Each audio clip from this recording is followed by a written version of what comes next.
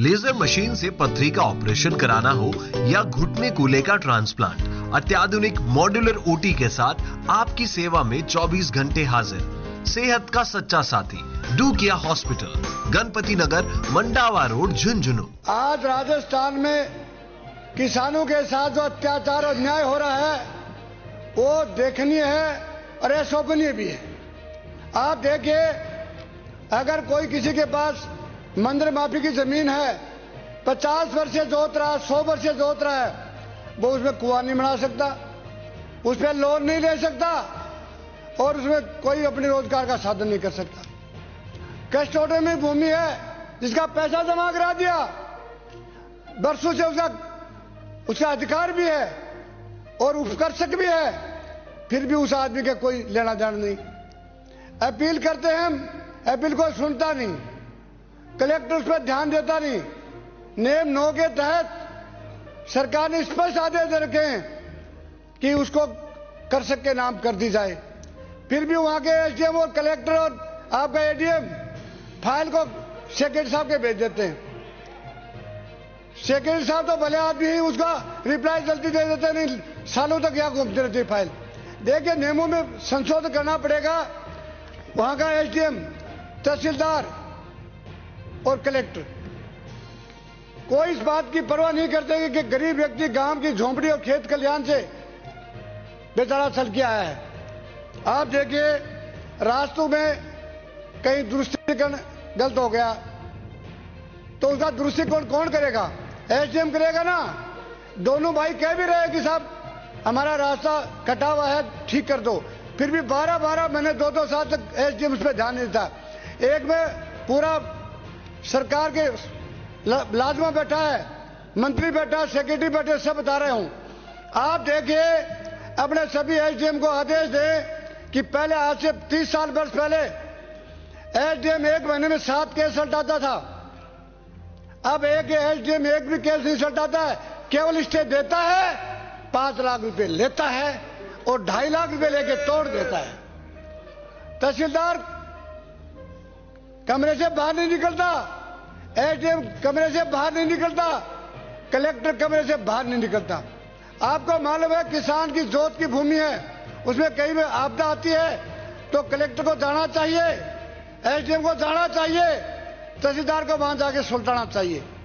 आपको मालूम है, आपने नियमों में बड़ा लोचा कर रखा है। कलेक्टर की फैसले को आरडब्ल्यू सुनता है, आपका आरडब्ल्यू और ये तो सरकार के रेवन्यू बोर्ड, ये तो सरकार के कमाऊ पूत है।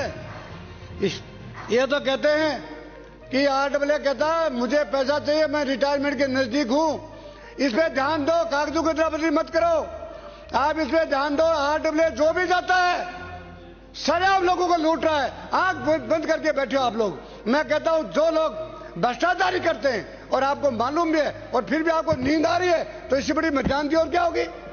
एसडीएम कोर्ट से बाहर नहीं जाता है, जबकि जाना चाहिए।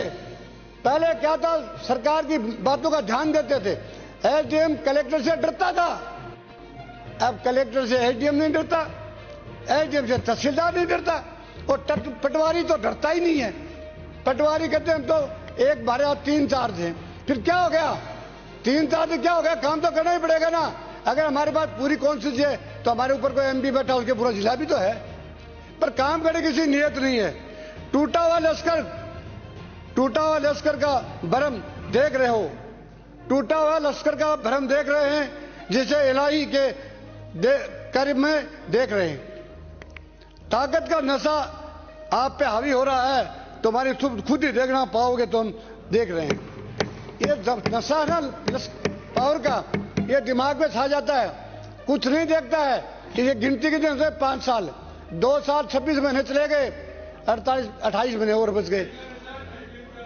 ये तो रुकेगा और रुक सबके जाता रहता है। मैं ये कह रहा हूं, आप लोग तहसीलदार के पास आपने पावर दिया कि रास्ता खोलो, आपने गांव का अभियान भी चलाया, एक भी रास्ता नहीं खोला और गांव के लोगों ने कहा भी साहब बताओ केस चल रहा है, कोई केस नहीं चला था, लेकिन गया ही नहीं खेत के मुंह में और एक भी रास्ता नहीं खोला। बड़ी दुख की बात है, कब्रिस्तान, मंदिर, मस्जिद, पुरानी आबादी, शमशान, सब रास्तों पर लोगों ने अतिक्रमण कर लिया। और पता नहीं पावर है या नहीं है। पहले तो साहब एसडीएम जाता था ना तो पूरे गांव के लोगों को यह हो जाता कि एसडीएम आ गया, रास्ता खोल के जाएगा। पर अब तो क्या होता है, एसडीएम जाएगा तो 5 औरतों ने अगर ये कह दिया नो नो नो नो तो एसडीएम भागता हुआ नजर आएगा। Power are not delegate but required. Power दिए नहीं जाते, पावर लिए जाते हैं और पावर आपके पास है ही। जबकि एडीएम को गोली चलाने का पावर नहीं है, परंतु एसडीएम को गोली चलाने का पावर भी है। पर गोली तो कहां, कल भी नहीं चला रहे, गोली कहां से चलाएंगे। मुझे बड़ा दुख है कि रेवन्यू बोर्ड में पीढ़ियां बीत जाती, 3-3 पीढ़ी खत्म हो जाती, उसका फैसला नहीं था। क्यों नहीं होता है? केवल मात्र भ्रष्टाचार जब तक देश में रहेगा तब तक किसी गरीब का भला नहीं हो सकता। मैं मेरे दावे के साथ कह रहा हूं, कमिश्नर कोई काम नहीं करते हैं, केवल ये वेट करते हैं कि बड़े फैसला आएंगे और मैं इसमें पैसा लूंगा। छोटा ही पैसे का चक्कर का। और कलेक्टर लिख देता है कि 3 बजे बाद मिलूंगा। 3 बजे बाद कलेक्टर मिलेगा और उसका गांव है 150 किलोमीटर। 3 बजे मिला आदमी गांव कब जाएगा? नहीं जा सकता। मैं इसलिए कह रहा हूं कलेक्टर को चाहिए कि गरीब किसान की बात सुबह 11 से 2 बजे तक सुने। ये है शेखावाटी लाइव, धड़कन शेखावाटी की।